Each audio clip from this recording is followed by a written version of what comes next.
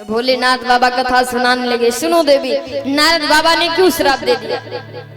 एक बार की बात है, नारद बाबा हिमालय पर्वत पे भ्रमण कर रहे थे। नारद बाबा हिमालय पर्वत पे भ्रमण कर रहे थे। जब हिमालय पर्वत पे भ्रमण कर रहे तो बड़े बड़े पहाड़, बड़े बड़े पर्वत, बड़ी बड़ी गुफाएं, बड़ी बड़ी नदियों को देखा। बड़े बड़े पहाड़, बड़ी बड़ी नदियां, बड़े बड़े पेड़ पौधे देखा। तो ये सब भगवान के बनाए हुए हैं ना। बड़ी बड़ी नदियां, बड़े बड़े पहाड़, पेड़ पौधे सब भगवान के बनाए हुए हैं, प्रकृति के बनाए हुए। तो जब देखा तो नारद बाबा को भगवान की याद आने लगी। किसी का बहुत बड़ा मकान बना होता, मकान देख करके मालिक की याद आती है कि उनका मकान है। किसी की फैक्ट्री को देख करके मालिक की याद आती है, उनकी फैक्ट्री है। उसी प्रकार से बड़े बड़े पहाड़, बड़ी बड़ी नदियां, झरने नारद बाबा ने देखा तो नारद बाबा को भगवान विष्णु की याद आ गई। किसी एक भक्त ने संत से पूछा, किसी एक भक्त ने संत से पूछा कि महाराज, लोग कहते हैं खुदा की खुदाई समझ में ना आई, यानी कि खुदा की खुदाई समझ में ना आई। ये क्या खुदा की खुदाई है, मेरे तो समझ में नहीं आती। संत भगवान ने हाथ पकड़ा, जाकर के एक पहाड़ की चोटी पे बिठा दिया और वहां से कहा नीचे देखो, और नीचे बह रही गंगा। तो कहा कुछ दिखाई दिया? कहा महाराज गंगा मैया बह रही। कहा यही तो है खुदा की खुदाई। कहा बस यही खुदा की खुदाई है क्या? संत ने बड़ा सुंदर जवाब दिया, ये खुदा की खुदाई नहीं और क्या तेरे बाप की खुदाई है क्या? ते बड़े बड़े झरने, बड़ी बड़ी नदियां, बड़े बड़े पहाड़, वृक्ष, लताएं सब भगवान की बनाई हुई है। नारद बाबा ने देखा बड़ा सुंदर आश्रम है, बहुत ही सुंदर है, बड़ी मनोरम जगह है।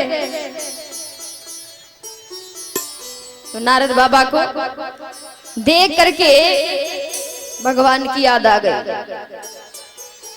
आश्रम परम पुनीत सुहावा, देखी देव ऋषि मन अति भावा।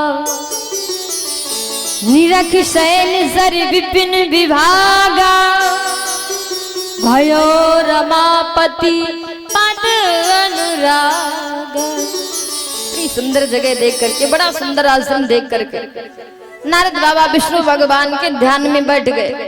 भगवान विष्णु के चरणों का ध्यान करके बैठ गए। और नारद बाबा ध्यान कितने समय कर सकते हैं? 2 घड़ी। 2 घड़ी कितने मिनट की होती है? 2 घड़ी कितने मिनट की होती है? घड़ी सब बांधते हैं ना, समय सब देखते हैं कि जरा भी लेट ना हो जाए, ड्यूटी जाना है, ये काम करना, वो काम करना, इतने बजे हैं। लेकिन घड़ी यानी कि 2 घड़ी कितने मिनट की होती? नहीं पता ना। एक घड़ी होती 24 मिनट की, 2 घड़ी 48 मिनट की। तो नारद बाबा मात्र 2 घड़ी भगवान का भजन कर सकते। क्यों? क्योंकि नारद बाबा को श्राप लगा है, राजा दक्ष जी का श्राप, माता सती के पिताजी का श्राप लगा। एक बार राजा दक्ष के 11,000 पुत्र हैं। तो जब इनकी शिक्षा दीक्षा पूर्ण हो गई तो राजा दक्ष ने विचार किया, बहुत बड़ा सत्संग करवाएंगे और सत्संग के बाद हमारे सारे बेटा गृहस्थ जीवन में आएंगे, विवाह करेंगे, अपना घर बसाएंगे। तो बहुत बड़ा सत्संग किया, चौमासा सत्संग, यानी कि 4 महीने के लिए राजा दक्ष के यहाँ सत्संग चलता रहा। नारद बाबा को समाचार मिली, नारद बाबा भी आ गए। नारद बाबा 11,000 पुत्रों से पूछा, ये क्या हो रहा, क्या होने वाला है? कहा महाराज, हम सभी भाई गृहस्थ जीवन में प्रवेश करना चाहते हैं, इसीलिए पिताजी ने ये सत्संग रखा है। नारद बाबा ने ऐसा मंत्र दे दिया, अरे किसके चक्कर में पड़ने जा रहे हो, गृहस्थ जीवन में पड़ जाओगे मोह माया में जीवन बेकार हो जाएगा। और कहते वो बाबा कैसा जो किसी दूसरे को बाबा ना बना दे। तो नारद बाबा क्या किया, ऐसा मंत्र दे दिया, कुछ ऐसा मंत्र दे दिया, राजा दक्ष के 11,000 पुत्र वैरागी हो गए, वैराग ले लिए। सभी सब माला कंठी लिए जंगल को भागते जा रहे हैं, सभी सब 11,000 पुत्र भागते चले जा रहे हैं। जब राजा दक्ष ने देखा सभी नारद बाबा की करामात है, नारद बाबा को श्राप दे दिया। राजा दक्ष ने श्राप दे दिया। श्राप क्या दे दिया, जाओ नारद तुम्हें मैं श्राप देता हूं, आज के बाद 2 घड़ी से ज्यादा आप कहीं टिक ही नहीं सकते। अगर नारद बाबा 2 घड़ी से ज्यादा हर जगह टिकने लगेंगे ना तो सबको बाबा बना देंगे। राजा दक्ष जी विचार करते, नारद बाबा कहते श्राप दिया तो अच्छा ही रहा, जब ज्यादा देर एक जगह नहीं टिक पाएंगे, ज्यादा जगह जाएंगे तो ज्यादा लोगों को बाबा बनाएंगे। एक गृहस्थ का श्राप लग गया, क्यों लगना भी चाहिए था। अगर श्राप नहीं लगता ना तो नारद बाबा जहाँ पे पहुंच जाते सभी को बाबा। और 1 मिनट के लिए कल्पना करिए कि संसार में सभी बाबा बन जाए, कोई विवाह ना करे तो आगे बाबा बनने भी बंद हो जाएंगे, सृष्टि यही समाप्त हो जाएगी, है ना। श्राप लगना भी जरूरी था। तो नारद बाबा को श्राप लगा। नारद बाबा 2 घड़ी मात्र भजन कर सकते। तो बड़ी सुंदर गुफा देखी, गुफा के अंदर प्रवेश कर गए। और भजन भी एकांत में करना चाहिए। गुफा है, गुफा के अंदर ना तो कोई जाएगा ना आएगा, भजन एकांत में करना चाहिए। कि 8 पहर चोरी करे, अरे झूठा भोजन खा, परथिया का गले लगा, सो वैकुंठ जा। ये कबीरदास जी का दोहा है, उल्टी भाषा में लिखा है कि 8 पहर चोरी करे। 8 पहर चोरी मतलब किसी पड़ोसी के घर में डाका नहीं डालना है। 8 पहर चोरी किसकी करनी है, भगवान के भजन की, क्योंकि भगवान का भजन एकांत में होता है। झूठा भोजन खाई, अपने घर में ये नहीं कि एक थाली से एक उठा दूसरे नंबर पे तुम बैठ गए, ऐसा झूठा खाने से बैकुंठ कभी नहीं जाओगे। झूठा भोजन मतलब जब घर में भोजन बनता है, खाना बनता है, सर्वप्रथम भगवान का भोग लगाना चाहिए, ठाकुर जी का भोग लगाना चाहिए। जो भी आपके इष्ट देवता है उनका भोग लगाना चाहिए। उसके बाद में जो बचा भोजन है वो भोजन में जो बाकी का भोजन उसमें मिलाना चाहिए। उसके बाद भोजन करना चाहिए। भगवान का झूठा परक्रिया का गले लगावे। ये परक्रिया कौन है, आप लोगों ने नाम सुना होगा, जालंधर का नाम सुना है ना, जो भोलेनाथ बाबा का पुत्र है। तो जालंधर की पत्नी है वृंदा। वृंदा ने पूर्व जन्म में विष्णु भगवान को पति के रूप में पाना चाहा। भगवान विष्णु कहते अभी नहीं, जब समय आएगा तो मैं पति के रूप में जरूर मिलूंगा। लेकिन इस वृंदा का विवाह जालंधर के साथ में हो गया।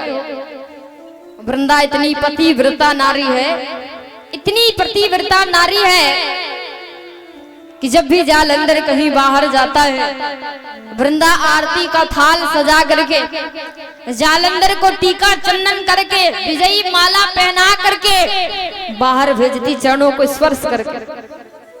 यहाँ कितनी माताएं हैं जो अपने पति के चरण छूती, जरा हाथ खड़ा करेंगी। नाक कटा दिए यहाँ के, आप लोगों से अच्छा हमारे उधर है, 1-2 तो है ऐसी।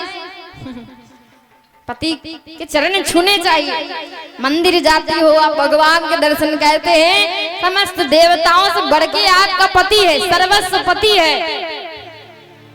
और इन लोगों की भी गलती नहीं है, गलती दादा लोगों की भी होती है। कहते हैं ताली एक हाथ से नहीं, दोनों हाथ से बजती है ना। कहते गृहस्थी रूपी गाड़ी के 2 पहिया होते, एक पहिया पति और दूसरा पहिया पत्नी। लेकिन कहते हैं पति खाते हैं कमला पसंद तो पत्नी खाती दबंग टू। तो वैसे गृहस्थी रूपी गाड़ी मंजिल तक नहीं पहुंचेगी जब दोनों पहिया ठीक होंगे। किसी भी गाड़ी का एक पहिया खराब हो गाड़ी सही से नहीं चल सकती। इसलिए गृहस्थी रूपी गाड़ी के भी दो पहिया, एक पति दूसरी पत्नी। तो दोनों को जब दोनों सही रास्ते पे यानी कि जब सही रहेंगे तब वो मंजिल तक पहुंचा सकते। पत्नी विचार करती आज हमारे पति बाहर से आएंगे, उनकी आरती उतारेंगे, चरण धोएंगे, चरण स्पर्श करेंगे।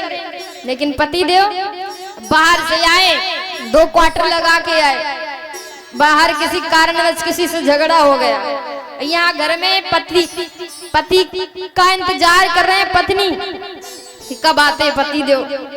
और पता लगे बाहर की गुस्सा आकर के पति देव पत्नी के ऊपर उतारने लगे मारने। तो पत्नी आरती के थाल लग, आरती तो आरती आपके चरण भी नहीं छुएंगे। तो वैसा होता। तो कहते हैं ताली दोनों हाथ से बजती जब बराबर पति पत्नी का प्रेम बराबर होता है। एक दूसरे को समझने के लिए दोनों जब समझदार होते। सती वृंदा अपने पति को कभी भी कहीं भी जालंधर युद्ध करने के लिए जाता खौलते तेल में खड़ी होती थी, जरा भी आंच नहीं, क्योंकि बड़ी ही पतिव्रता नारी थी। और उसके पतिव्रत धर्म के कारण जालंधर का कोई बाल बांका नहीं। विष्णु भगवान भोलेनाथ बाबा ब्रह्मा क्यों ना सारे देवता लग जाए लेकिन कोई बाल बांका नहीं कर सकता।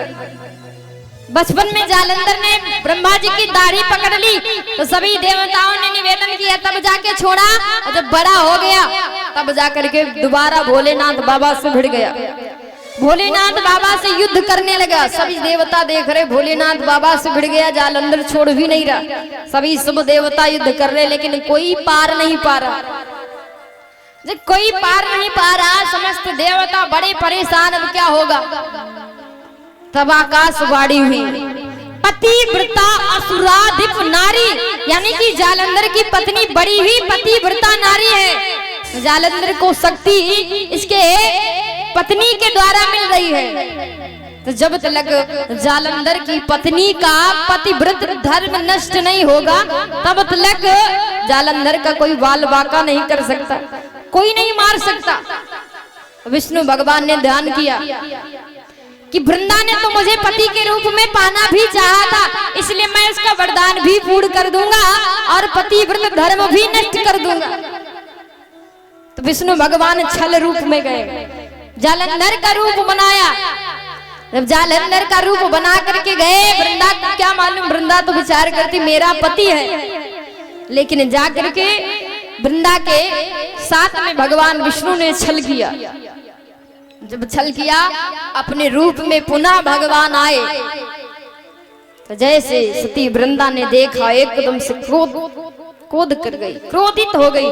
अरे प्रभु आप, मैं तो समझी थी मेरा पति है, आप भक्त वत्सल्य कहते हो प्रभु, पत्थर होकर के मेरे साथ में छल किया, जरा भी दया नहीं आई। जा प्रभु मैं तुम्हें श्राप देती हूँ कि जाओ तुम गांडकी नदी के पत्थर हो जाओ। तो सालिक राम भगवान को सभी जानते हैं ना, तो एक सालिक राम का अवतार हुआ। क्यों? क्योंकि वृंदा ने श्राप दिया, जाओ भगवान तुम पत्थर हो जाओ, क्योंकि पत्थर के समान आपको जरा दया नहीं आई, आप मेरे साथ में छल किया।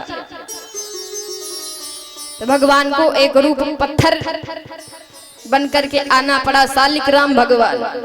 भगवान कहते हैं वृंदा जो आपने श्राप दिया तो मैं पत्थर रूप में आऊंगा, लेकिन तुम तो हमको अपने पति के रूप में पाना चाहता, इसलिए मैंने तो तुम्हें वरदान के रूप में आपके साथ में छल किया। जो भी किया आपने वरदान में मांगा था, मुझे पति के रूप में।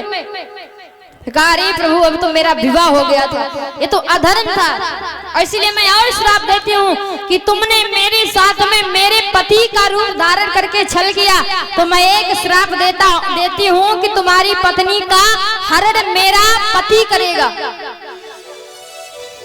एक रूप मानव का रूप धारण करके, क्योंकि मानव का रूप धारण करके आपने मेरे साथ में छल किया मनुष्य का रूप बना करके, तो जाओ धरा धाम पे मानव रूप धारण करके आओगे। और जो तुमने हमारे साथ में छल किया तो मेरा पति तुम्हारी पत्नी का हरण कर ले जाएगा। भगवान कहते ठीक, वो भी श्राप मुझे मंजूर है, मुझे मंजूर है, लेकिन मेरी पत्नी कोई और नहीं बल्कि तुम ही बन के आओगे, क्योंकि तुमने मुझे पति रूप में मांगा था ना, तो मैंने कहा था अगले जन्म में पूर्ण करूंगा वरदान तुम्हारा। तो मेरी पत्नी भी कोई और नहीं, तुम ही बन करके आओगे। तो वृंदा सती ने श्राप दिया, इसलिए भगवान को धरा धाम पे आना पड़ा। इसलिए भगवान की पत्नी का हरण हुआ, जानकी मैया का हरण हुआ। जालंधर ही रावण बन करके धरा धाम पे आया। भगवान के अनेकों कारण है अवतार के। हरि अनंत, हरि कथा अनंता, भगवान की कथा अनंत, जिसका कभी अंत नहीं होता। तो वही वृंदा के साथ में जो भगवान विष्णु ने छल किया, तो वृंदा का पति जालंधर भी मार दिया गया। वृंदा सती जाकर के अपने पति के साथ में सती हो जाती, जल करके राख हो जाती है। वहीं पे बहुत सारे तुलसी मैया के पौधे उत्पन्न होते। तुलसी सभी जानते हैं ना, तुलसी। वृंदा जहाँ पे जल करके राख हुई, आज भी उसका नाम विद्यमान है, वृंदावन। वृंदावन सभी भक्त गए हैं ना। तो तुलसी मैया प्रकट हुई उस वृंदावन में। भगवान ने वो वरदान दिया था, जाओ एक रूप तुलसी बनो और हमारे शीश पे 8 पैर चढ़ी रहोगी। और जो भक्त तुलसी की माला पहनते हैं उनके लिए कहा गया कि परक्रिया को गले लगावे सो वैकुंठ जाए। परक्रिया मतलब तुलसी की माला, तुलसी जालंधर की पत्नी है। तो इसलिए सभी भक्त जो अपने अपने गले में तुलसी की माला पहनते या तुलसी का वृक्ष अपने घर में लगाते हैं, वो भी उनको भी वैकुंठ की प्राप्ति होती है।